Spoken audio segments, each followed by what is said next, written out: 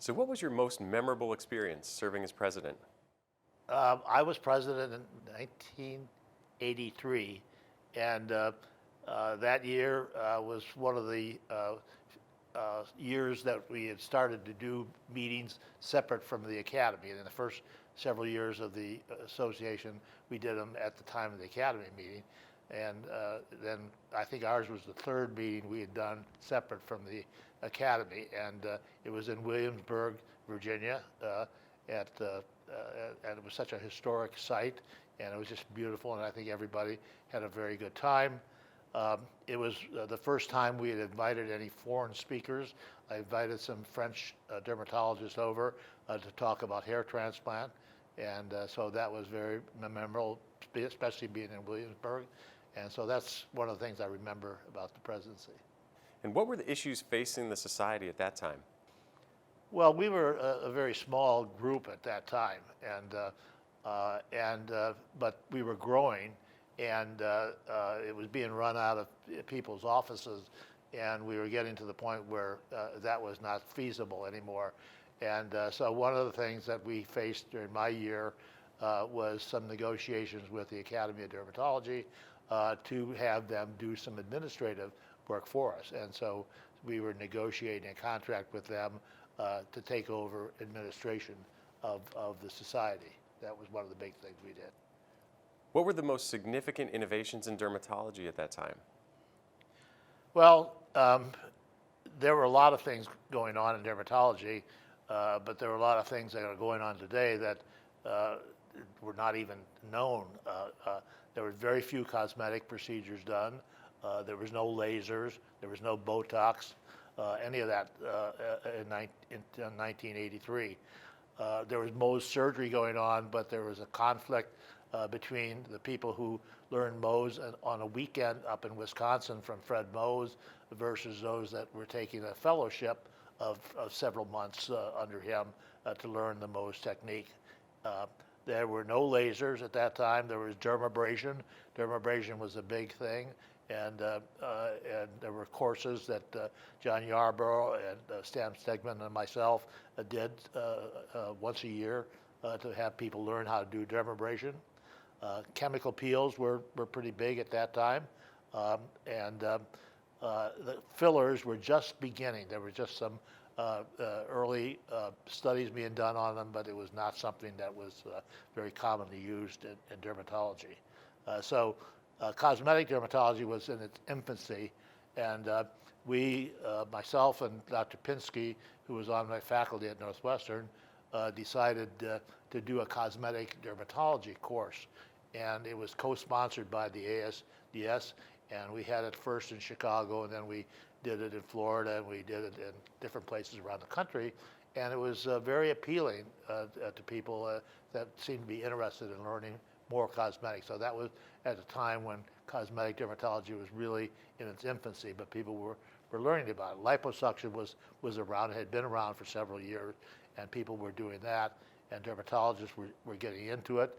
But there were also other people that were coming to our courses that we didn't understand what they were doing there. For example, there was general internal medicine people or general practitioners that would come to our course, and nurse practitioners and some physician's assistants. And we had a little session with them, and we'd say, what are you doing here? Why are you here? They said, well, we're interested in this. We want to learn more about this. And I think that was just the beginning of the infiltration of other specialties into things that dermatologic surgeons were doing. Do you have a most memorable patient? Well, I would say two patients, and I have to explain myself. I've had kind of an interesting career. I spent the first 10 years of my career as head of dermatology at Cleveland Clinic, and then I was head of dermatology at Northwestern for about 15 years, and then I moved to Arizona about 20 years ago and was in private practice in Arizona for 20 years. Because of those moves, and especially since I ended up in Arizona, where a lot of people who retired moved to, some of my patients from Cleveland and from Chicago moved to Arizona and found out I was in practice there and would come to see me. And so I saw some patients, and two of them that are very memorable is one that I saw in Cleveland and did a dermabrasion on her, and she had had radiation damage to her face from radiation given to her when she was 15 years old for acne, and that was an old treatment for acne, and she had this damage, and she was going to get a lot of skin cancers, and so I did dermabrasion on her, which was very risky at that time, and she knew it, and anyway, she ended up down in Arizona, and I've seen her now. She's quite a bit older. She's had no skin cancers at all since the time we did the dermabrasion, and this is 30, 40 years later, and it was amazing. Her skin looks good. It's nice and tight from the dermabrasion we did 30, 40 years ago. Another one is a patient that followed me from Chicago who I'd taken 2 melanomas off of, and she, again, moved to Arizona, and she saw me twice a year. And she's had no more melanomas, even though she moved to Arizona. I said, "What'd you move here for?" But anyway, so it was nice to sort of follow up on patients, 30 or 40 years ago. In looking back in your career, is there anything you'd change or do any differently? No, I've had, as I mentioned, I've had kind of an interesting career at a group practice at Cleveland Clinic, and then a faculty practice at Northwestern, and then private practice, and they all have different kinds of challenges. They really do, and I've enjoyed each one of them, along the way. I won't go into details about it, but I'm now retired, and I say to people I'm reluctantly retired, and that's because our practice was sold to a hedge fund group, and that group decided that they could get along better with a lot of PAs in the practice rather than an experienced dermatologist. So they said, it's time for me to retire. So even though I didn't want to retire, I retired. What advice would you give to today's young dermatologic surgeons? Well, I think the thing now is everybody wants to get the best and the newest cosmetic procedure. That's the hot thing out there.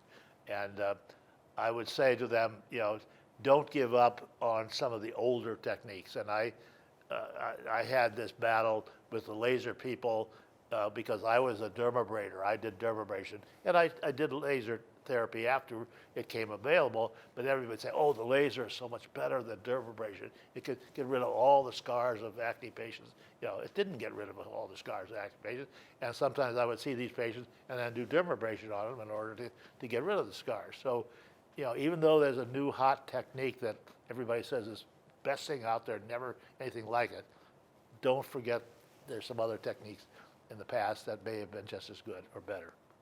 What are your predictions for the future of the specialty? Well, I think the specialty of dermatology has just grown immensely.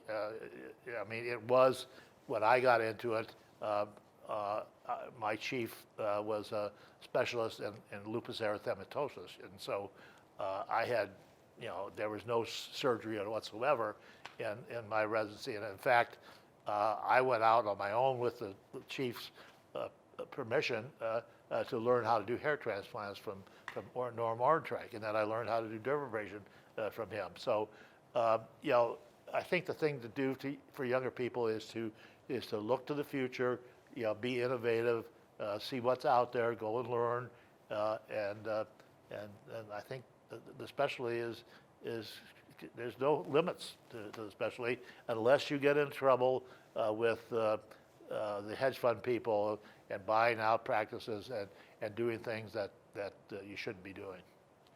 What advice do you have for the ASDS leadership in serving its membership in the future? Well, I listened to the business meeting this morning and the meeting yesterday morning, and all the different new innovative things that I haven't been to a meeting in a couple of years, all the new things, all the ways to involve younger people and stuff in the society. I think that's wonderful. It's getting people involved, getting them doing things early in their careers. And so I don't have to give them any advice. They know what they're doing.